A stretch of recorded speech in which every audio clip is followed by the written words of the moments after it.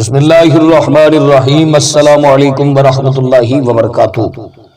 تسبیح نماز پڑھنے کا طریقہ، نیت کس طرح کرنی ہے اور اس میں کون کون سی صورتیں پڑھی جاتی ہیں، آج اس حوالے سے گفتگو کریں گے۔ لیکن اس سے پہلے گزارش ہے کہ اگر آپ نے ابھی تک میرا چینل سبسکرائب نہیں کیا تو میرے اس چینل کو کریں سبسکرائب اور بیل آئیکن کو دبا لیں تاکہ اس طرح کی لیٹسٹ اور نئی سے نئی ویڈیوز آپ تک بآسانی اور بر وقت پہنچ سکیں۔ اس میں جو صورتیں آپ کو آتی ہیں، جو آپ کو یاد ہیں، آپ نے وہی والی صورتیں پڑھ لینی ہے۔ سب سے پہلے نیت کرنی ہے، 4 رکعت بعد نفل صلاۃ التسبیح، عبادت اللہ تعالی کی، بندگی خدا کی، منہ میرا طرف خانہ کعبہ شریف، اللہ اکبر کہہ کے آپ نے ہاتھ باندھ لینے ہیں۔ اس کے بعد آپ نے ثنا پڑھنی ہے۔ ثنا پڑھنے کے بعد 15 مرتبہ تیسرا کلمہ پڑھنا ہے، یعنی سبحان اللہ والحمد للہ ولا الہ الا اللہ واللہ اکبر۔ اس کے بعد آپ نے سورۃ فاتحہ شریف پڑھنی ہے۔ سورۃ فاتحہ شریف پڑھنے کے بعد آپ نے جو بھی سورت آپ کو آتی ہے آپ نے وہ والی سورت پڑھ لینی ہے۔ اس کے بعد آپ نے پھر 10 مرتبہ تیسرا کلمہ پڑھنا ہے، یعنی سبحان اللہ والحمد للہ ولا الہ الا اللہ واللہ اکبر۔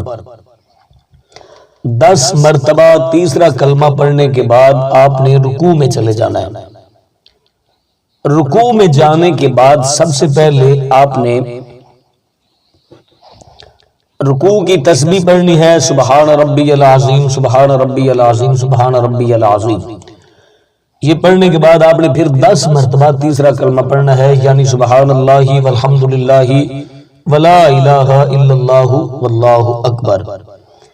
اس کے بعد آپ نے رکوع سے کھڑے ہونا ہے۔